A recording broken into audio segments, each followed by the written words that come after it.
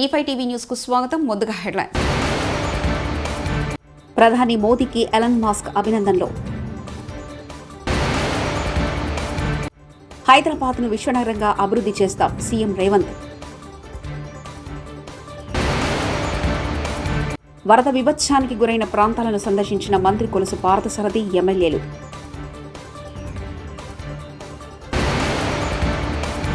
కూటమి ప్రభుత్వం వచ్చాక తిరుమల భక్తుల్లో ఆనందం కనిపిస్తుంది హోంమంత్రి అనిత.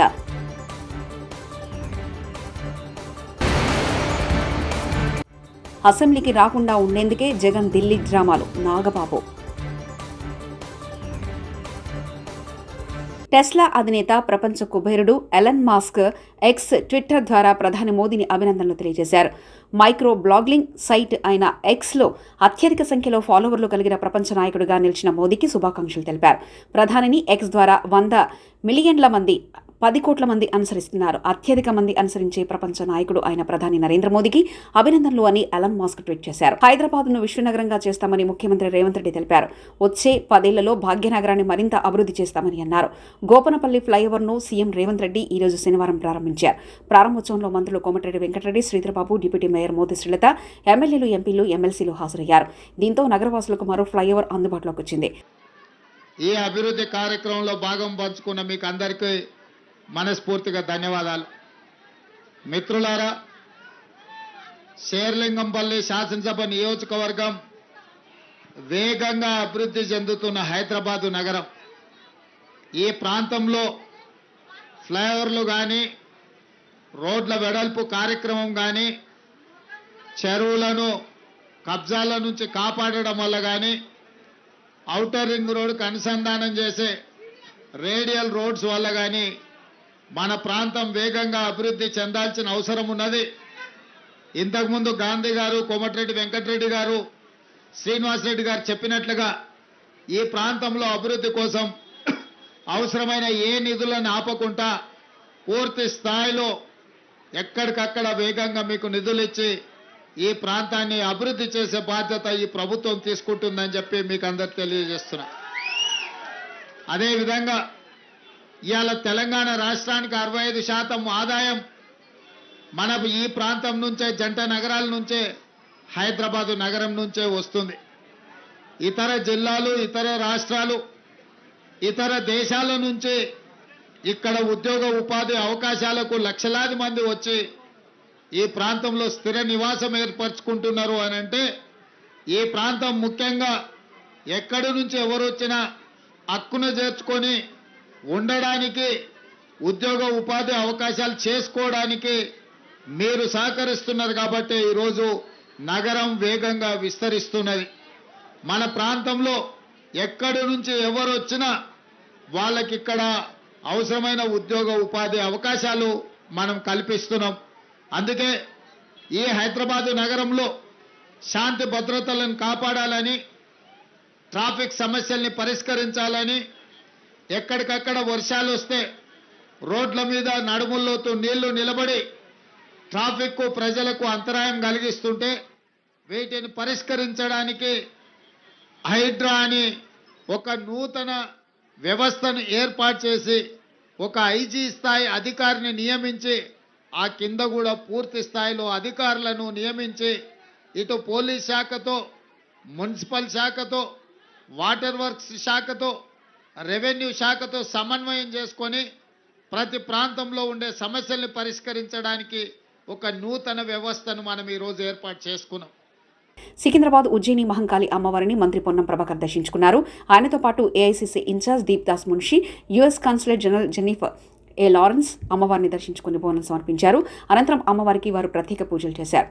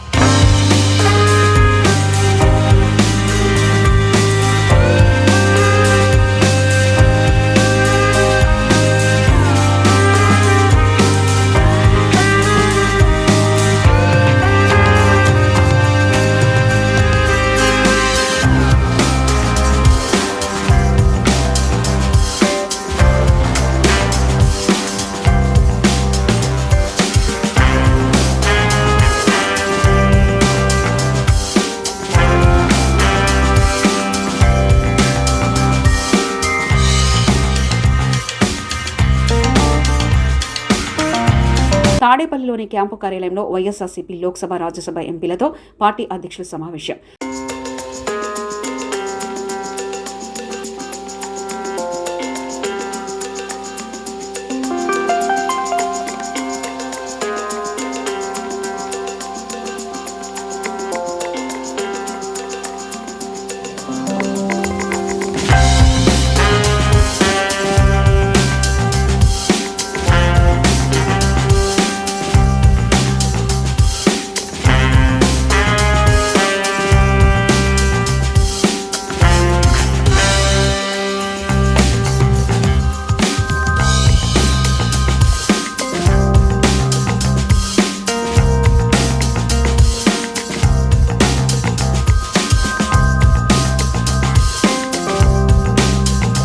ముఖ్యమంత్రి చంద్రబాబు ఆదేశాల ప్రకారం వరద విభత్సానికి గురైన చేలేరుపాడు మండలం అల్లూరు నగర్, రామారం, ఉదయనగర్ గ్రామం మాసారం సందర్శించి ఆంధ్రప్రదేశ్ రాష్ట్ర సమాచార పౌర సంబంధాలు, గృహ నిర్మాణ శాఖ మంత్రి కొలను పార్థసారథి ఎమ్మెల్యేలు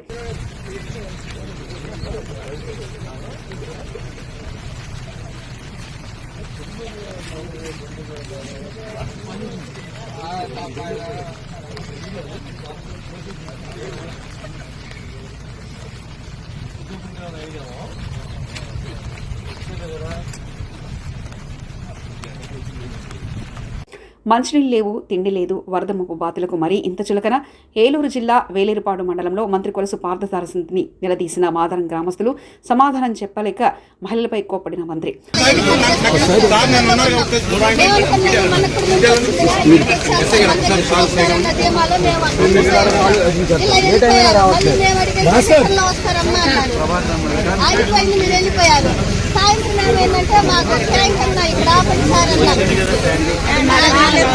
ఏమి రాలేదు సార్, పైకి వెళ్ళిపోయారు. మన దగ్గర ఏమి రాలేదు సార్, ఏమి రాలేదు సార్, పైకి వెళ్ళిపోయారు. మన దగ్గర ఏమి రాలేదు.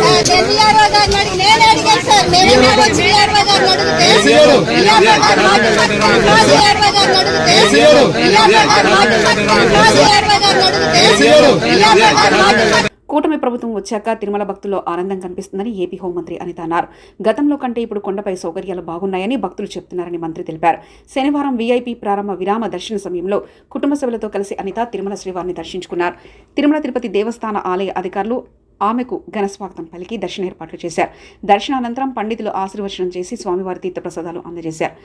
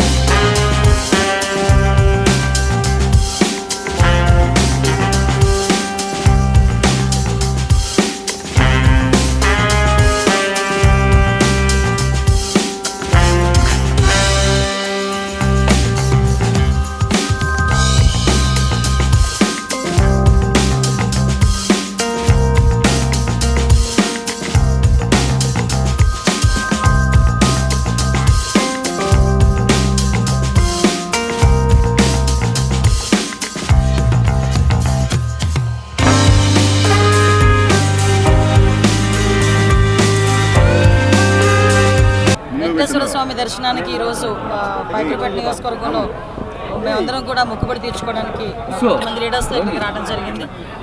స్వామివారి దర్శనం చాలా బాగా జరిగింది. స్వామివారి ఆశీస్సులు ఎప్పుడూ కూడా మా అందరి మీద ఉంటాయి. ముఖ్యంగా చంద్రబాబు నాయుడు గారి మీద, ఎన్డీఏ కూటమి మీద, పవన్ కళ్యాణ్ గారి మీద ఎప్పుడూ కూడా స్వామివారి ఆశీస్సులు మెండుగా ఉంటే ఈ రాష్ట్రం అభివృద్ధి పదంలో ముందుకు తీసుకెళ్తుందన్న నమ్మకం మాకుంది. ముఖ్యంగా ఇక్కడికి వచ్చిన తర్వాత భక్తులందరూ కూడా చాలా ప్రశాంతంగా ఉన్నారు, ఆనందంగా ఉన్నారు. వాళ్ళ మొహాల్లో నవ్వు కనిపిస్తుంది. చాలామంది భక్తులు అయితే నా దగ్గరికి వచ్చి నన్ను పట్టుకొని మాట్లాడుతున్నారు. అమ్మ, ఇంతకు ముందు మీద ఏర్పాట్లు చాలా బాగున్నాయి, నాణ్యత ఉంది, అన్నప్రసాదంలో కానీ ప్రసాదంలో కానీ అన్నింటిలో, లడ్డూలో కానీ అన్నింటిలోని కూడా నాణ్యత ఉంది, శుభ్రంగా ఉంది. మేము ప్రశాంతంగా వచ్చి ఆ దేవదేవుని దర్శనం చేసుకుని వెళ్తున్నామని చెప్పి చాలా బాగా మమ్మల్ని అందరినీ రిసీవ్ చేసుకోవడమే కాకుండా వాళ్ళు చెప్తా ఉంటే నిజంగా చాలా ఆనందం అనిపిస్తుంది. ఇదే ఆనందం ప్రతి భక్తుల్లోని కూడా ఎల్లకాలం ఉండాలని మనస్ఫూర్తిగా నేను కోరుకుంటున్నాను. ఏపీలో రాష్ట్రపతి పాలన పెట్టాలన్న మాజీ సీఎం జగన్ వ్యాఖ్యలపై జనసేన నేత నాగబాబు తీవ్రంగా మండిపడ్డారు. జగన్ పాలనలో ప్రజా వేదిక కూల్చినప్పుడే రాష్ట్రంలో రాష్ట్రపతి పాలన పెట్టాల్సి ఉండేదన్నారు. 2 రోజుల్లో ప్రారంభం కానున్న శాసనసభ సమావేశాలకు రాకుండా ఉండేందుకే జగన్ ఢిల్లీ వెళ్తున్నారని ఎద్దేవా చేశారు. రషీద్ హత్యపై జగన్ శవ రాజకీయాలు చేయడం ఆపాలన్నారు. 2019లో జగన్ను గెలిస్తే ప్రజలు వేధించారని, ఇప్పుడు కూటమి ప్రభుత్వం ఏర్పడిన 2 నెలలు కాకముందే విమర్శలు చేస్తున్నారని తప్పుపడ్డారు. దేశ చరిత్రలో ఎన్నడూ లేనంత దుర్మార్గ పాలన జగన్ హయాంలో జరిగిందన్నారు. వైకాపా హయాంలో జరిగిన అరాచకాలపై జగన్ ఎప్పుడు స్పందించలేదని ప్రశ్నించారు. మీరు దీనికి రాజకీయ రంగు పొలవడానికి ట్రై చేయకండి. మీరు ఫస్ట్ పాయింట్, వైసీపీ నేత జగన్మోహన్ రెడ్డి గారికి మర్యాదపూర్వకంగా చెప్పేది ఏంటంటే, ఇంతకాలం మీరు శవ రాజకీయాలు చేసే ఎంత దూరం వచ్చారు. జనాలు మీరు చెప్పే మాటల్ని నమ్మటం ఎప్పుడో మానేశారు. ఖచ్చితంగా ఈ హత్యకి సంబంధించి మేము కూడా ఖండిస్తున్నాం. ఖచ్చితంగా ఎలాంటి వ్యక్తులైనా సరే, ఈ వెనకాల ఉన్న వాళ్ళు ఎవరినైనా సరే పట్టుకొని కోర్టుకు తీసుకెళ్లి శిక్షించాలని మేము కోరుకుంటున్నాం. అయితే ఇంకొక విషయం ఏంటంటే, గంజాయి ఇన్ఫ్లుయెన్స్ తో కూడా ఉండుంటది ఎవడైతే చంపాడు అని కూడా బయట ఉంది. సో ఇలాంటివన్నీ రకరకాల వెర్షన్స్ వస్తున్నాయి. సో మీరు అర్జెంటుగా వినుకొండొచ్చి ఆ చనిపోయిన కుర్రవాడికి ఒక పార్టీ నాయకుడుగా మీ సానుభూతి తెలపడం అనేది మాకు ఎటువంటి అబ్జెక్షన్ లేదు, మంచిది కూడా తెలుపటం.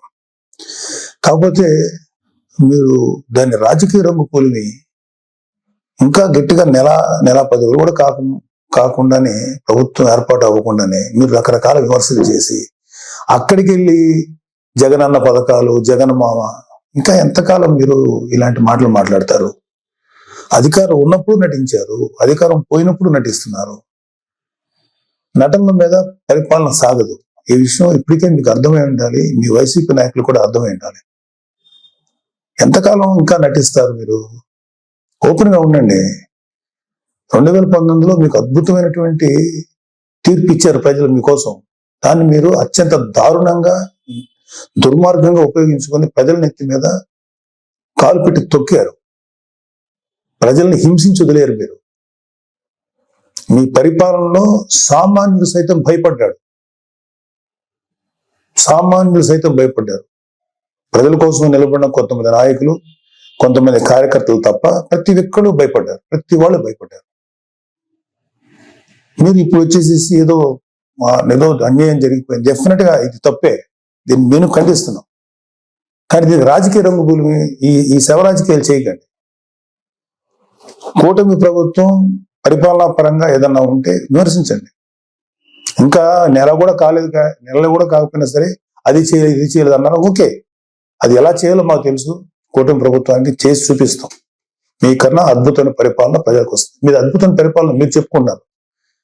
అంతకన్నా దుర్మార్గ పరిపాలన భారతదేశ రాజకీయ చరిత్రలో ఏ రాష్ట్రం జరగల, ఓన్లీ ఆంధ్రప్రదేశ్ లో జరిగింది. అలాంటి దుర్మార్గమైన పరిపాలన మీరు అందించారు. అంటే కొన్ని కోట్ల రూపాయలు, వేల కోట్లు, లక్షల కోట్ల రూపాయలు ప్రభుత్వానికి, ఖజానాకి గండి కొట్టి, నెక్స్ట్ అసలు అంటే ప్రభుత్వాన్ని. ప్రధాని మోదీకి ఎలన్ మాస్క్ అభినందనలు. హైదరాబాద్ను విశ్వనగరంగా అభివృద్ధి చేస్తాం సీఎం రేవంత్. వరద విభత్సానికి గురైన ప్రాంతాలను సందర్శించిన మంత్రి కొలుసు పార్థసారథి, ఎమ్మెల్యేలు.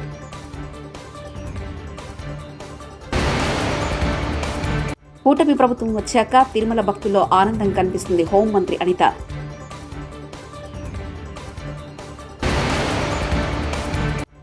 అసెంబ్లీకి రాకుండా ఉండేందుకే జగన్ ఢిల్లీ డ్రామాలు, నాగబాబు. ఇవి బులెటిన్ విశేషాలు. చూస్తూనే ఉండండి E5 టీవీ న్యూస్.